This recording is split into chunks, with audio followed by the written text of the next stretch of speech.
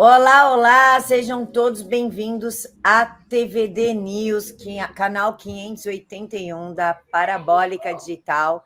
E um beijo especial nesta noite para o pessoal do Paraná, Ivaiporã 14.1, Pato Branco 44.1 e Guarapuava 19.1.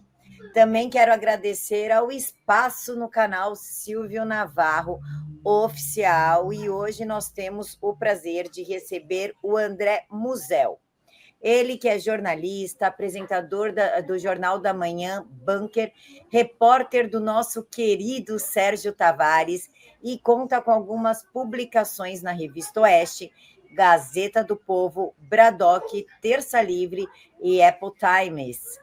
Minha irmã Karina, boa noite. Muito bom estar contigo nessa noite mais uma vez. Boa noite, André. Seja muito bem-vindo. Muito boa noite, Karina. Muito boa noite, Camila. Boa noite, audiência maravilhosa. Camila, minha irmã querida, André, uma honra estar aqui contigo dividindo esta bancada para nós trocarmos ideias e levar também informações ao nosso querido público aí que já pode nos curtir, comentar, compartilhar o link nos grupos de WhatsApp. Vamos juntos fazer esse apoio ao jornalismo independente. Camila. Pessoal, não esqueçam, por favor, como pediu a Karina, de curtir, compartilhar, comentar. Pode cortar? Pode. Pode usar o material? Pode. Não tem problema nenhum, não precisa nos abordar para perguntar o óbvio. Aqui ninguém tem ciúmes de material nenhum. A única coisa que eu peço é não tire do contexto e, se for usar nas redes sociais, marca a gente, né? Para a gente ficar feliz de saber que vocês estão gostando do nosso conteúdo e poder recompartilhar o que vocês postam. André, tu é jornalista, já tem uns bons anos na profissão. Te pergunto, como tu vê a atuação do jornalismo hoje em dia? Bom, hoje em dia a atuação do jornalismo é muito grave, no meu entender, né? Eles perderam a noção da realidade, perderam a noção da vergonha. Eu posso dizer que trabalho com jornalismo há quase 20 anos. Comecei aproximadamente do ano de 2005, 2006, né? Como fotojornalista. Trabalhei como fotojornalista durante anos, né? Trabalho até hoje também, mas era específico só no fotojornalismo. No começo de carreira, a internet era muito precária ainda, né?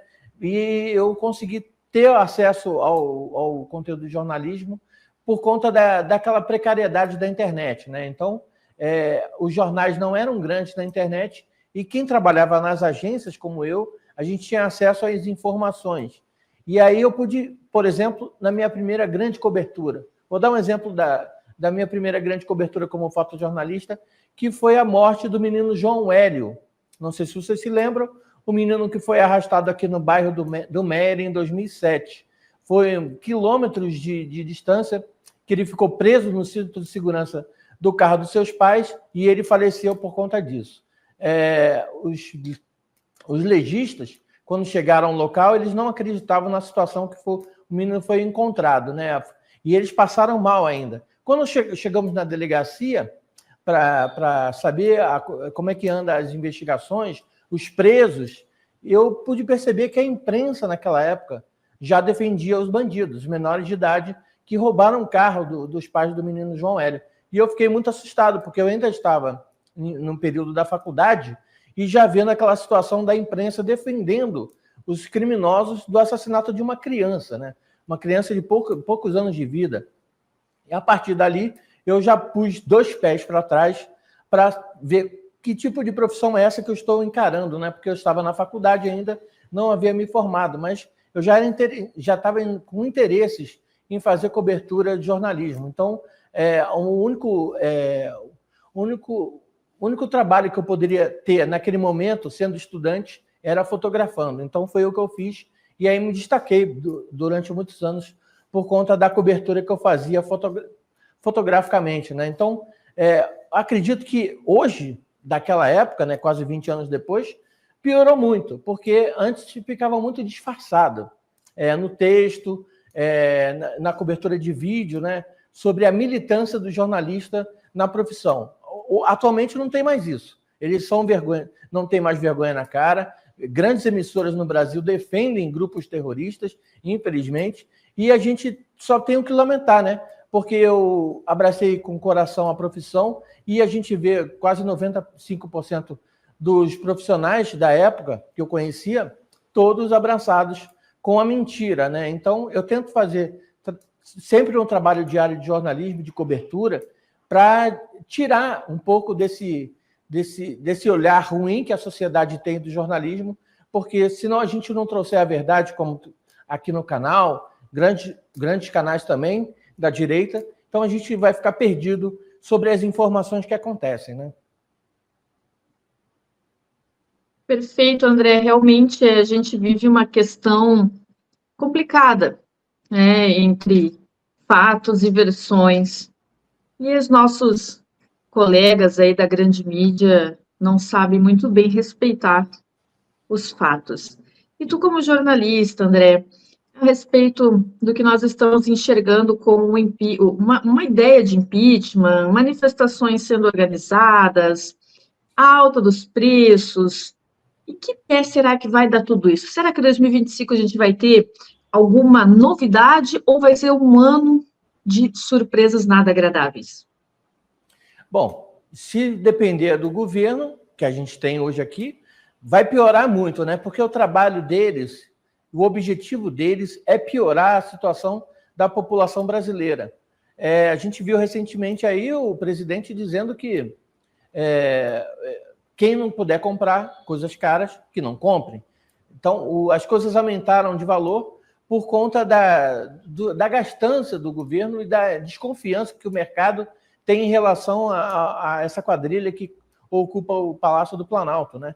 Então, as coisas sobem de preço, os juros crescem também por conta das decisões do atual presidente do Banco Central, indicado pelo Lula, e aí a desconfiança do mercado aumenta, o dólar sobe, todos os produtos sobem, a Petrobras já anuncia um aumento do diesel, então, a partir daí, tudo que é usado com o diesel no Brasil, até a gasolina também, porque para você transportar o diesel, para você transportar a gasolina, você vai usar o diesel, então vai tudo subir, né? Então teremos uma inflação descontrolada. Outro dia uma ministra disse que a gente não tem um rombo, a gente só tem um déficit. Então eles tentam usar da linguagem para mascarar a situação no Brasil. Outro dia eu fui fazer uma cobertura do protesto dos funcionários do IBGE. Fiz essa cobertura e lá, entrevistando os funcionários, eles diziam: olha, esse indicado do Lula aqui no IBGE, o Márcio Pockmann, ele está fazendo coisas piores do que até os governos da direita, né? Então, foi um dos depoimentos que eu consegui retirar lá dos funcionários, todos eles ligados aos sindicatos, né? Todos eles comunistas, e mesmo assim reclamando do atual presidente, né? Então, se a gente for lembrar também do impeachment da Dilma, o que falta em relação ao impeachment da Dilma naquela época para hoje, né? Povo na rua. Enquanto não tiver povo na rua, não existe uma expectativa da gente ter qualquer tipo de manifestação a esse sentido, né? Porque o governo já não está pagando mais as emendas dos parlamentares, mandou o assessor dele lá, o Flávio Dino, bloquear todos os pagamentos, e aí a gente não pode esperar coisa melhor do que isso, né? A gente está entrando numa recessão e espero que isso se reverta quanto antes, né? Porque todos sofrem em relação a esse desgoverno do presidente Lula. Falou em desgoverno do presidente Lula, André. Nós também estamos vendo aí a corrupção correndo solta no governo. Compra de 300 mil reais em cortinas. O pé de meia que está sendo usado para o pedido de impeachment. Temos também desvio de dinheiro para a PGR de Pernambuco para comprar cortinas blackouts. É claro que isso daí é uma forma de lavagem de dinheiro, de desviar dinheiro. Como tu vê essa quantidade de escândalos de corrupção e desvio financeiro que está acontecendo neste país e o Supremo e algumas outras entidades totalmente caladas? Bom, eles vão ficar calados por enquanto, né? Enquanto não tiver uma agitação popular nas ruas, né? Claro, muita gente ainda não foram às ruas por conta da perseguição do ministro do Supremo Tribunal Federal, Alexandre de Moraes, em relação ao 8 de janeiro, né? Então, a gente precisa entender também como é que as coisas funcionam. O povo precisa estar nas ruas, e aí, se tiver uma agitação dentro do mercado, uma recessão evidente no Brasil, muita gente vai mudar de lado, assim como mudou de lado na época da Dilma, né? Então, vamos lembrar, o Eduardo Cunha, na época, disse: não vou pautar o impeachment da Dilma. E aí ele seguiu durante meses dizendo que não iria pautar. Até um momento que os dois fizeram uma disputa política dizendo quem cairia primeiro. E aí, a partir daquele momento, o Eduardo Cunha levantou a bandeira do impeachment e agitou a política brasileira, mesmo com pouca gente ainda na rua, né?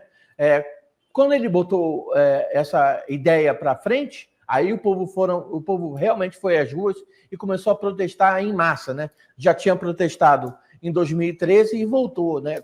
Naquela época tinha aquela frase: o gigante acordou e Olavo tem razão. Então vamos lembrar dessa época também. A gente ainda não vê isso nas ruas porque muita gente, atualmente, está com medo das decisões do STF, né? Então, se for ficar esperando os políticos em Brasília tomarem decisões, então nunca vai sair esse impeachment contra o Lula, né? Já tem motivo para a entrada de impeachment, não temos povo na rua, a gente precisa de povo na rua e espero que no dia 16 de março agora tenha povo na rua. Eu pretendo fazer a cobertura desse evento na Avenida Paulista para o canal Sérgio Tavares, porque já conversei com ele e ele achou bem interessante a pauta.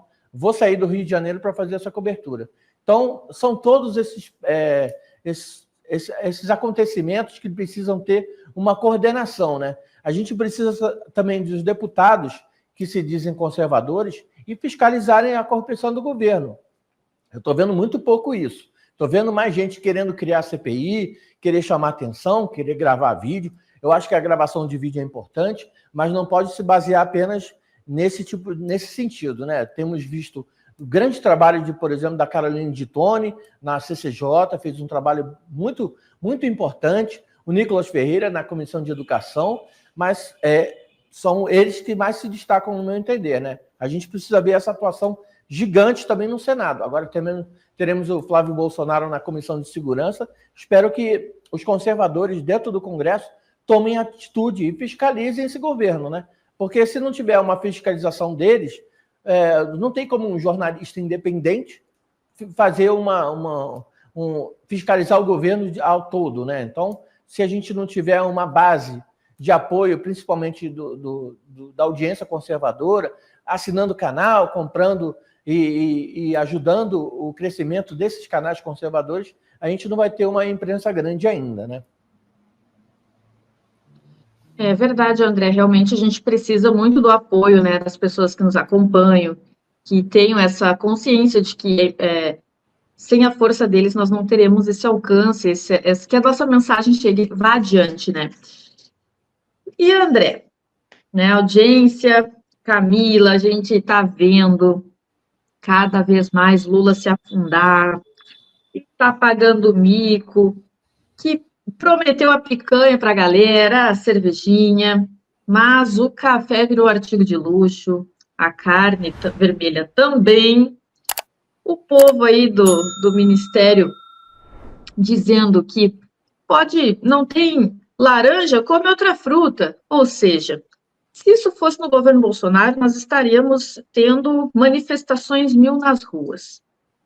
Falando em Bolsonaro, André, será que o nosso presidente vai estar em condições judiciais, né, para concorrer, ou nós vamos ter aí um embate pela frente com relação a 2026? Bom, muito provavelmente teremos um embate, sim, a não ser que muita coisa na política americana mude radicalmente. Espero que essa eleição do Trump tenha esse sentido para, pelo menos, a gente está vendo um escândalo aí da agência internacional, o USAID, porque interfere na política internacional. Então, se tiver exatamente uma proposta de mudança mundial ou parar de querer interferir na política internacional dos Estados Unidos, né, eu acredito que muita coisa pode mudar. Agora, em relação a essa história do Bolsonaro, tem aquela coisa que eu acredito que seja bom e tem aquela coisa que eu acho que pode acontecer, né? São coisas diferentes. Eu, por exemplo, quero que Bolsonaro seja eleito. Eleito não, quero candidato, né? Mas também vai por ser eleito, né? Para a gente tirar essa quadrilha do PT no poder, né? Mas e aquela coisa, você acha que o Bolsonaro será elegível na época? Eu acho bem complicado essa situação se não tiver um trâmite muito complexo dentro do Congresso. Por quê? Vou trazer aqui para vocês um exemplo. Imagine que a defesa do Bolsonaro entre lá no STF, no TSE, na presidência do Cássio Nunes, né? Teremos o Cássio Nunes como presidente do TSE na época de eleição. E aí a defesa diz, olha, me dá um mandato de segurança aqui para o Bolsonaro se concorrer à eleição. E aí o Cássio Nunes dá o ok, o Bolsonaro pode ser um candidato. Entra um partideco desses satélites do PT dentro do STF, e aí, por acaso, esse pedido vai cair na mão do Alexandre de Moraes. O que eu acho que vai acontecer? O Alexandre de Moraes vai demorar um tempo para decidir, ele vai pegar essa questão, vai mandar para a PGR do Gonê. Vamos lembrar que o Gonê, recentemente fizeram uma pesquisa, 95% das decisões dele eram sobre o 8 de janeiro e o resto dos pedidos dele ao STF eram sobre pessoas da direita. Então, ele tem um mandato focado nos pedidos do Lula. O que ele vai fazer? Vai negar o pedido, vai aceitar o pedido do governo, no caso, para negar o pedido do Bolsonaro em ser candidato. Eu acredito que isso possa acontecer mais do que o Cássio Nunes aprovar a situação do Bolsonaro. Então, tem as coisas que eu quero e as coisas que podem acontecer. Eu quero que ele seja candidato, sim, né? Porque é um absurdo a gente ter uma pessoa que tem um apoio popular tão grande, fez um trabalho excelente no governo, e aí ele faz uma reunião com embaixadores, e aí é punido com inexigibilidade de um crime que não existe. E aí a gente teve a mesma coisa acontecendo lá nos Estados Unidos, coisas que não são criminosas, e o Donald Trump sendo condenado também. Então isso se repete. Coisas que acontecem nos Estados Unidos se repetem no Brasil, e coisas que acontecem no Brasil se repetem nos Estados Unidos. Infelizmente, a gente tem que tentar entender esse clima político atual, né? Eu espero que esses arranjos que fizeram agora na eleição para presidente da Câmara e do Senado, com o apoio do presidente Bolsonaro, isso gere frutos para a direita no Brasil, porque se não for assim, se não for na política, eu não quero outra coisa além da política, né? O André, ainda falando dos escândalos do governo Lula, eles sempre falam na proteção da mulher, na proteção da minoria, como a mulher precisa de 10 milhões de leis para ser colocada dentro de uma redoma de vidro, e está tendo uma sequência de escândalos de assédio e abuso sexual neste governo. O último, publicado pelo Oeste, no dia 6 de fevereiro, fala que a prática abusiva agora ocorre na pasta da Justiça e Segurança Pública, liderado por ninguém mais, ninguém menos, o ex-ministro Ricardo Lewandowski. A nova denúncia sugere assédio moral na Diretoria de Cidadania e Alternativas Penais da Secretaria Nacional de Políticas Penais. A esquerda, ela é tão hipócrita a ponto de publicamente falar contra o assédio e nos bastidores praticá-lo? Eu já tirei do meu vocabulário em classificar a esquerda como hipócrita, porque eu acho que essa palavra, para mim, já perde um pouco do sentido em relação como a gente vê atitudes como essa, né? O Ministério da Justiça, com funcionários que estão acharcando outros funcionários, né? Muito provavelmente gente de poder para cima, para pessoas que são inferiores na hierarquia, né? Então, a hipocrisia, para mim, já passou. Para mim, agora é tudo mau caratismo. Então, a gente vê lá a situação dos direitos humanos, né? Vamos lembrar do Silvio Almeida, quando ele foi acusado lá pela irmã da Marielle Franco, né? Dizendo que ela estava sendo assediada por ele. Ele era dos direitos humanos. Então, para mim, quando ela acusou ele de assédio, e mais outras mulheres também acusaram ele mesmo de assédio, 7 meses antes, né, o governo ficou escondendo essa situação do Silvio de Almeida durante meses. E aí, quando isso vazou, por conta de uma reportagem, se não me engano, no UOL, ou qualquer panfleto desse assim, por conta, claro, né, da militância política de esquerda dentro desses lugares. E aí, o que a gente pode fazer? Vamos investigar o Silvio Almeida? Aí ele saiu do ministério, começaram a fazer uma investigação. Meses depois, eles pararam de investigar o Silvio de Almeida e arquivaram o caso. Basicamente é isso que acontece, né? Quando eles são descobertos nos crimes que eles cometem contra a honra, contra as pessoas, dentro até do próprio governo, eles procuram uma maneira de abafar o caso, né? E a imprensa, infelizmente, faz um trabalho muito sujo e porco em ajudar o governo a fazer isso, né? Vamos imaginar se a gente tivesse uma imprensa como a gente tinha a Jovem Pan, né? Afinal, a Jovem Pan, antes de se render novamente ao governo, ajudou bastante o debate político na época do Bolsonaro, mesmo não tendo recebido o que poderia ter recebido do governo, mas ajudou bastante o debate, trazendo a esquerda e a direita dentro da sua programação. Agora imagine uma TV aberta, trazendo todas as notícias do governo, sem maquiar, sem inventar história para atacar ou defender, né? Então, a gente teria uma população sabendo o que pensar, sabendo o que fazer e como agir. Então, a gente não tem isso e a esquerda vai continuar agindo dessa forma, mau caratismo com crimes, porque eles controlam basicamente a narrativa. Claro, não controlam a internet e é isso que eles querem fazer agora através das regulamentações das redes sociais. Eles criam esses nomes fictícios, bonitos, para justificar uma censura prévia, né? Então, enquanto eles não conseguirem fazer isso, eles vão criar nomes como fake news, pós-verdade. Isso são termos criados para dizer que aquela pessoa que discorda deles, aquela pessoa que fala ao contrário do que eles estão falando, nem precisa discordar, ou aquela pessoa que não reza a cartilha totalmente como eles querem, fake news, é um mentiroso, é um caluniador. E assim eles vão perseguindo a verdade, né? Enquanto eles tiverem o poder, realmente, porque eles têm o poder, infelizmente, nós, dos conservadores, só temos a rede social. E aí, quando a gente voltar a ter o povo na rua, teremos duas situações importantes para a gente tentar mudar esse quadro que acontece aqui, né?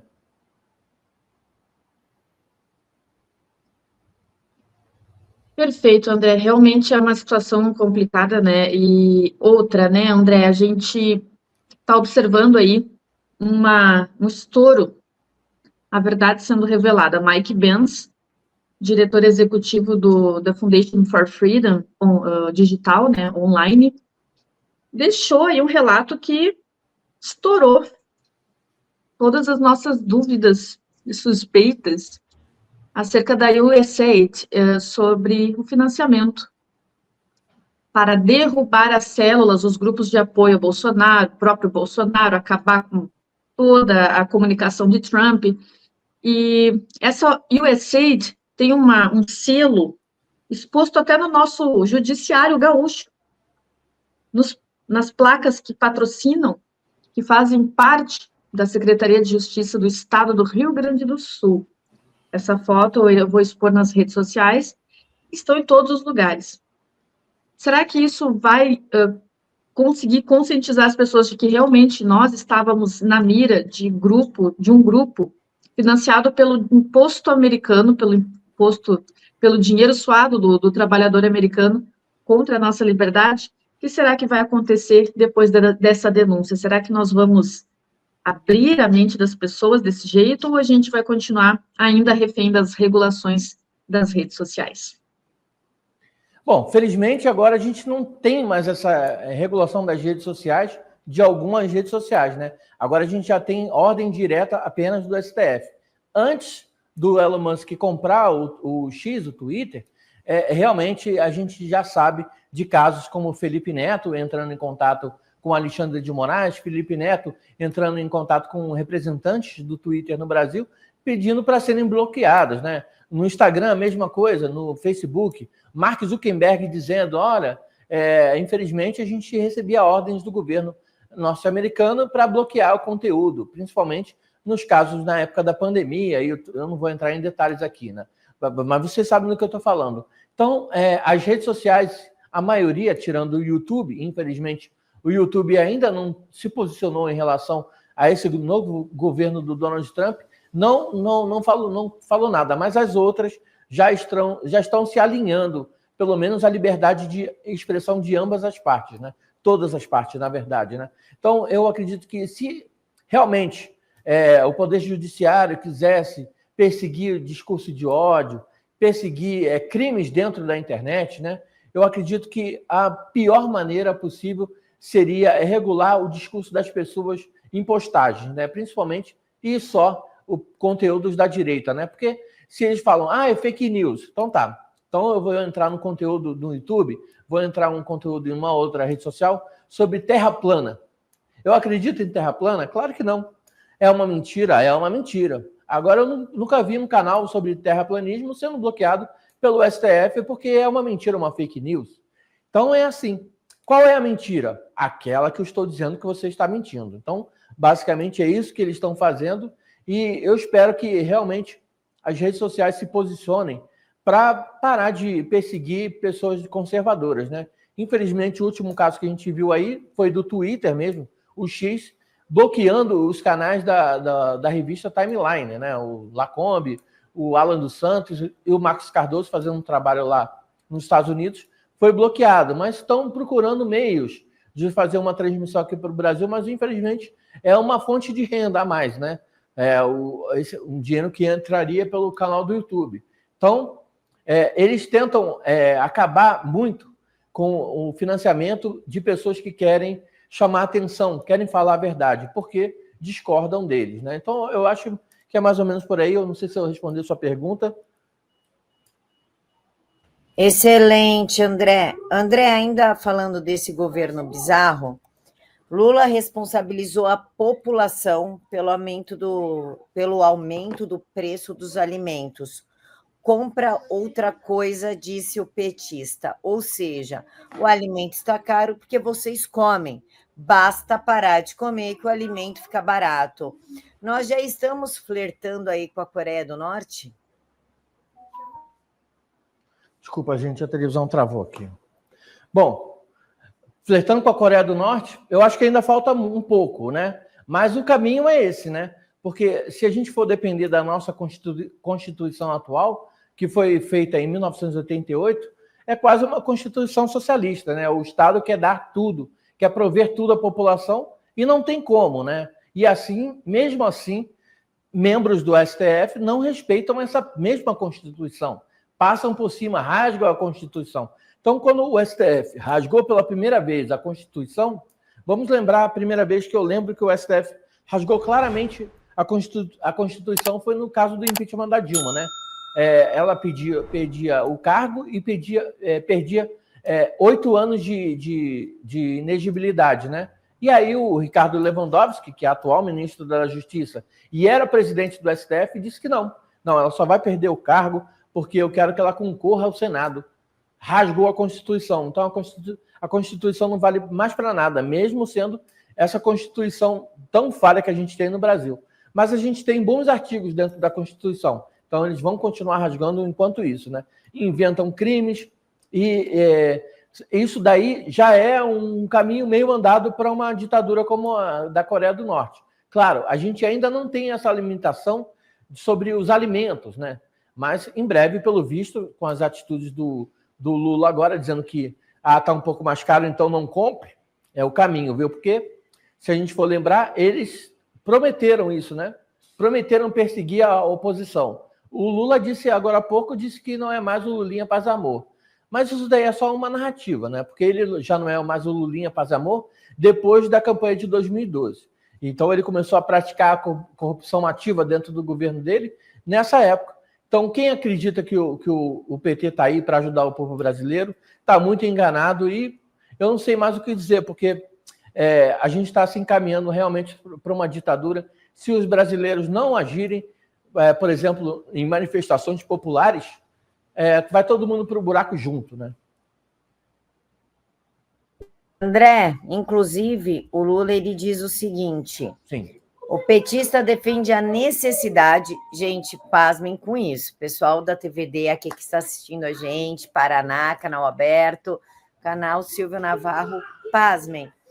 O petista defende a necessidade de um processo educacional para que as pessoas deixem de consumir produtos para forçar os comerciantes a baixar o preço. Isso é modo Cuba de se viver. Não precisa comer 4 ovos, coma 2 ovos. Aspas para o petista. Se você vai ao supermercado em Salvador e você desconfia que tal produto está caro, você não compra. Se todo mundo tiver essa consciência e não comprar aquilo que acha que está caro, quem está vendendo vai ter que baixar para vender, porque senão vai gastar. O que o petista não explica é que as coisas estão caras por conta da inflação provocada por ele e pela péssima gestão do Haddad. O produtor repassa para o consumidor final o aumento dos preços, né, Karina? Camila, estamos vendo umas cenas aí que é tenebrosa a situação e tem quem apoia, que eu me admiro, André, Camila e a nossa audiência, que há pessoas que apoiam Lula e que apoiam essas medidas terríveis. André, quais são as tuas expectativas para 2026 com relação ao Congresso, né, tanto Senado quanto Câmara, porque nós temos uma direita, um grupo muito grande, né, de deputados de direita, mas ativos de fato não são todos, né, é uma parcela que está ali sempre colocando a cara a tapa. O que tu espera para 2026 e como está, né, a opinião do carioca? Tu moras no Rio de Janeiro, né? Sim. Isso, e como é que tá a opinião do carioca? Aqui o gaúcho está com muita fé. Eu moro no Rio Grande do Sul, né? A Camila em São Paulo. A gauchada está aqui se organizando para o dia 16, vai ser uma loucura. Nossa, a capital gaúcha vai bombar. E aí, como é que estão as perspectivas? Bom, eu espero que positivas, né? Porque vou voltar um pouco ao passado, né? Sobre essa relação para 2026, precisa voltar até 2020, na eleição para a prefeitura de 2020 no Brasil, né? O que aconteceu? Bolsonaro era presidente, não tinha partido, e aí ele não fez o básico dever de casa básico que ele fez agora em 2024, que foi sair pelo Brasil todo apoiando candidatos de um partido, porque ele não tinha partido. Então, o que aconteceu? Ele não teve, em 2024, uma base forte para ser... 2022, uma base forte para ser candidato a presidente do Brasil. Caso contrário, o Lula teve isso. Teve apoio da máquina pública, teve apoio do Supremo Tribunal Federal e outros, né? Então, o Bolsonaro não fez uma campanha para a prefeitura como ele fez em 2024. E o partido agora, que ele está no PL, cresceu radicalmente. Então, teve um crescimento gigante em prefeituras, tanto em capitais e no interior do Brasil. Assim como São Paulo, ele conseguiu eleger um vice-prefeito. Em Curitiba, também um vice-prefeito. E outras cidades também importantes que têm o apoio do presidente Bolsonaro. Então, a partir daí, eu acho que com esse ganho do PL com prefeituras no Brasil todo, né, um dos partidos que mais cresceu na campanha de 2024, quando o Bolsonaro botar o pé na campanha, ele vai ter um apoio massivo de prefeitos no Brasil. E aí pode gerar mais votos ainda para ele, né? A diferença de votação que ele teve em 2022 foi na Bahia, cerca de 3 milhões de votos. Na Bahia, ele tem um apoio lá do João Roma, que fez um trabalho muito bom no interior da Bahia. Então, eu acredito que tem que sanar esses problemas também de vaidade dentro do partido. Muita gente está descontente com um, descontente com o outro, a direita, teoricamente, brigando entre si, mas na hora da eleição essa história tem que acabar e as pessoas se entenderem para um único objetivo, né?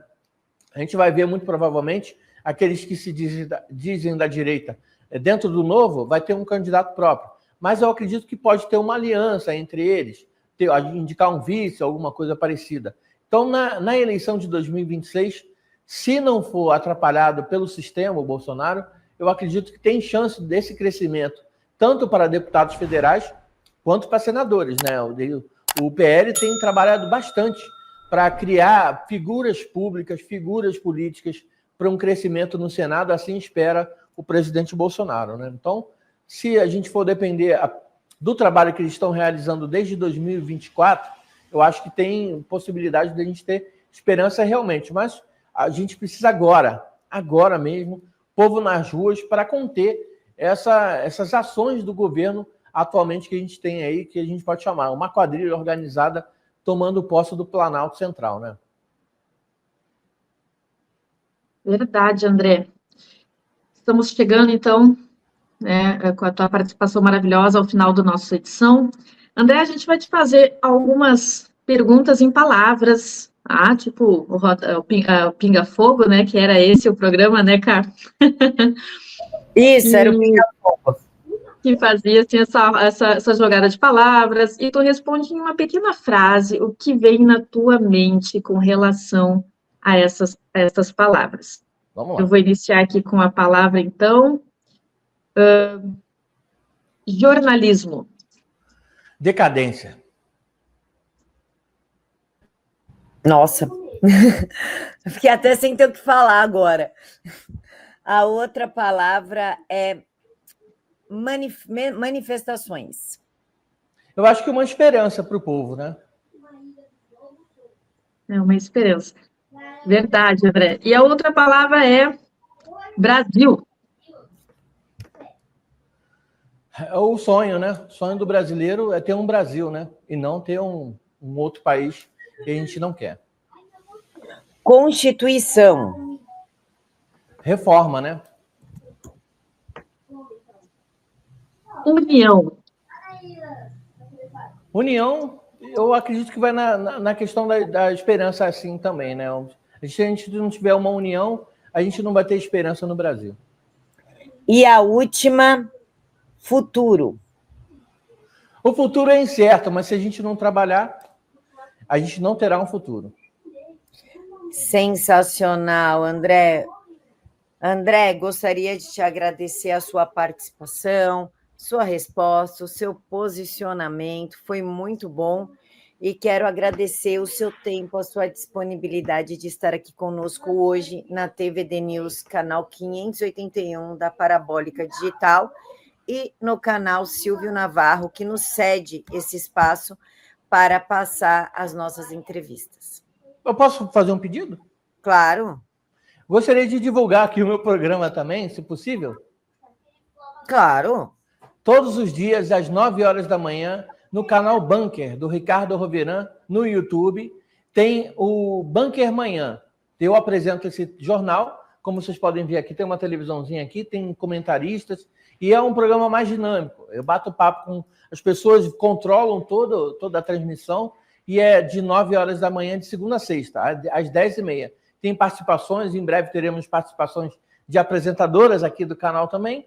Então, eu quero convidar todos vocês para nos assistirem o canal Bunker no YouTube do Ricardo Roveran. É isso. Muito obrigado pelo convite de vocês, Karine e Camila, né? Então, fico muito feliz. Eu conheci só a Camila, eu conheci pessoalmente, mas um dia conhecerei a Karina também, tá bom? Muito obrigado pelo convite e eu vou mandar um abraço para a nossa audiência que está nos assistindo hoje, né? Obrigado a todos. Obrigada, André, Camila, minha irmã querida, audiência maravilhosa, e fica aqui o meu chimarrão, em gratidão à tua disponibilidade, André, uma honra compartilhar esse momento com vocês, e vamos lá. Fiquem conosco para as próximas edições, e não esqueçam de compartilhar e prestigiar também o canal e o trabalho do nosso querido amigo André. Um beijo da Gaúcha!